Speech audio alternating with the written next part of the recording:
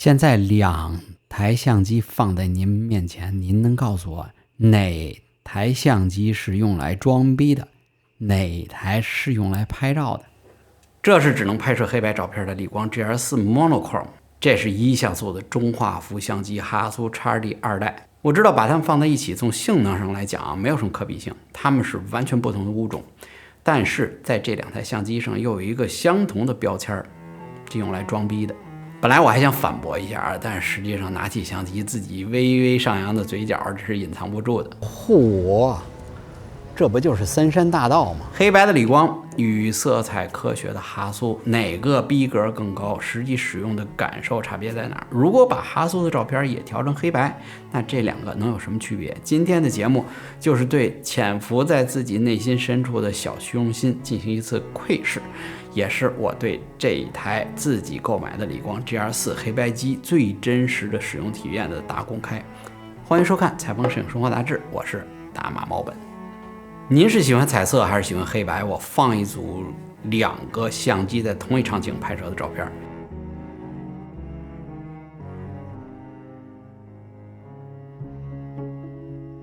您把自己的喜好打在弹幕上，提醒啊，这种对比的场景我是只能拍摄这种固定的画面。但是呢，我觉得这个题材对于理光不公平。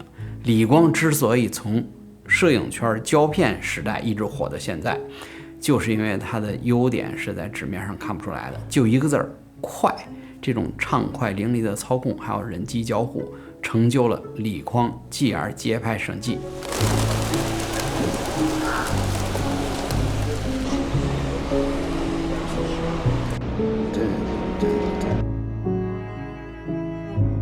街拍，那你拍个啥呢？路上那些并不是认识，而且呢，大多数人也不是特善意的路人，跟我有毛关系？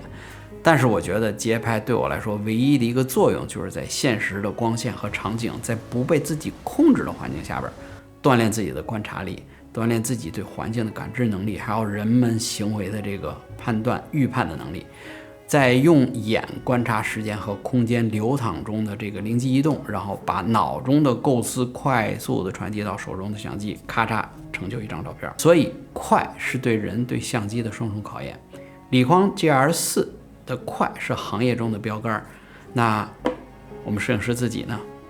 对焦速度快，这次理光 GR4 的预设对焦直接放到了模式转盘上，不再进入像以前那个2级菜单再做调整。对焦点呢，这种陷阱位还有这个景深的标尺，直接在相机的前后波轮来调整。在快拍模式，你用前面的波轮可以选择你这个预置焦点的位置，1米、1.5米、2米、2.5米。后边 DOF 就是 Depth Field， 也就是它的这个景深。你可以选择前景深，比如像它这个只有1米多，或者大景深，比如像面前这张照片，走你，我知道1.5米外的距离，它肯定是清楚的。不用对焦就是最快的对焦。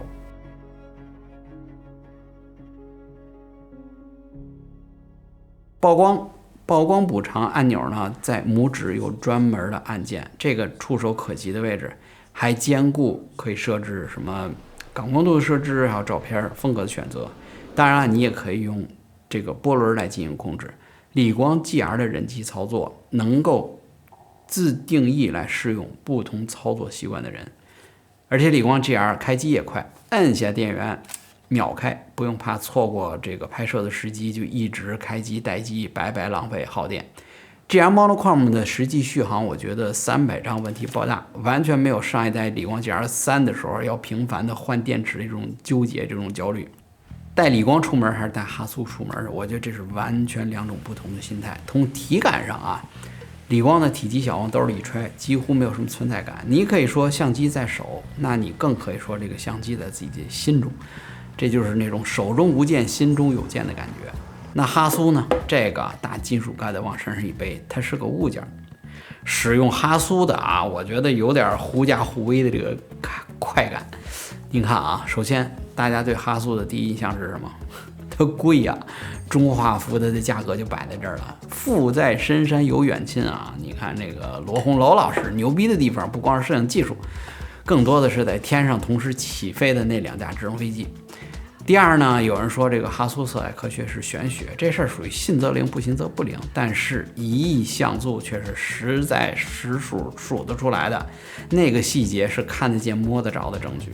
别人我不知道，反正我配着哈苏出门，腰板就是觉得硬了。我要是在外边看见同样用哈苏的，我心里会跳出一个小白人，说哟哈苏牛逼大了。然后呢，脑海又跳出一个小红人就跳出来了，说哈苏，你知道自己在拍什么吗？你会拍吗？你拍出的东西，哎，看看行不行啊？哈苏呢，其实我觉得他也想稍微低调一点，但是实力不允许啊，就是那种想方设法这个露出这种骚气，就像他这个亮眼的橘黄色的快门按键一样，生怕别人不知道。其实呢，只有你在按下快门，手指盖住那个亮骚的快门键的时候，它的价值还真正体会出来。拎着理光 GR Monochrome 是什么感觉呢？这有点像什么呢？给大家打一个比方啊，二郎神和他的小狗哮天犬。你我生死与共，只要我活着，就不许你死哦。你看这里爷儿俩同进同出，像不像？二郎神本身战斗力就不弱，这放神仙堆里单挑他也是顶流的战斗力，但呢也绝对算不上是什么太上老君、元始天尊这种规则的制定级的大佬。实战呢确实能够打得有来有回。他身边这台哮天犬，原文说啊，身瘦形长，动作快，像细犬一样的这种神犬，主人一声令下，它噌一下就窜出去。你看，就跟主打一个出手快下嘴狠的理光 GR Monochrome 是不是有类似的地方？这小家伙战斗时就是王牌辅助神兽，那在休息的时候，谁又不是主人身边这个娇小摇尾精致的小可爱呢？理光 GR4 Mono 的做工呢是那种磨砂的机身，然后仿制皮的质感，然后呢按键紧致，反馈感呢非常清晰，放在桌上我觉得它是一个有品位的摆设。哈苏、理光，他们确实是满足自己心里还留存着那么一点点摄影幻想的情趣玩具。男人这点小心思，嘴上全是艺术，那心里手里全是器材。拍过的过程呢确实好玩，但是拿着自己心爱的相机出来装逼，那也不是挺开心的嘛，对不对？区别您是外向型和别人装逼，还是说您自己内心向内自己暗暗的装？哈苏的照片如果后期转成黑白，那会有什么区别？咱们看结果吧。这两张照片，一张是理工天然的黑白，一张是哈苏在后期转成黑白的输出。理光的黑白机内置了一个物理的红色滤镜，你可以说用它来增加照片的反差也好，或者是增加这个照片空气的通透也好，或者增加戏剧感也好，反正你看着怎么说吧。哈苏的色彩呢，用来生成的黑白，然后呢，在后期的时候，您可以故意选择不同的白平衡，来改变它的表现的这个样子。但是我觉得啊，我还没有到那种一眼能看出这两台相机谁是谁的这个明显的差距。如果要是非要说差别，那它就是1亿像素和2600万像素实实在在的区别。理光呢，因为没有半滤镜，所以理论上不会有太多的噪点的困扰。但是实际上呢，我觉得感光度12800也差不多了，再往上基本上就属于数字游戏了。不行，我觉得还是粗糙。理光 GR4 的防抖不知道是不是因为哈苏 XD 2代的防抖太强了，反正这两台放在一起半斤八两，手持1秒的成功率差不多，2秒呢基本上属于不可用了。但是作为快速记录环境使用的相机，我觉得这两个都够用了。理光和哈苏，我应当会带着他们去我的采风纳米比亚和博茨瓦纳的超级摄影团，在沙漠中的光线以地貌上线条，还有非洲当地的人文，能够施展这两个优势的地方。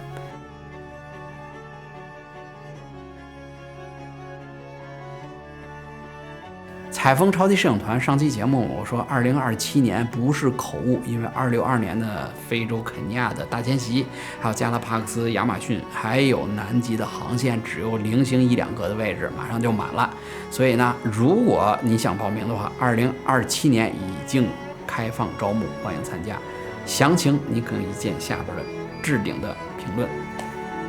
那为什么要拍黑白照片？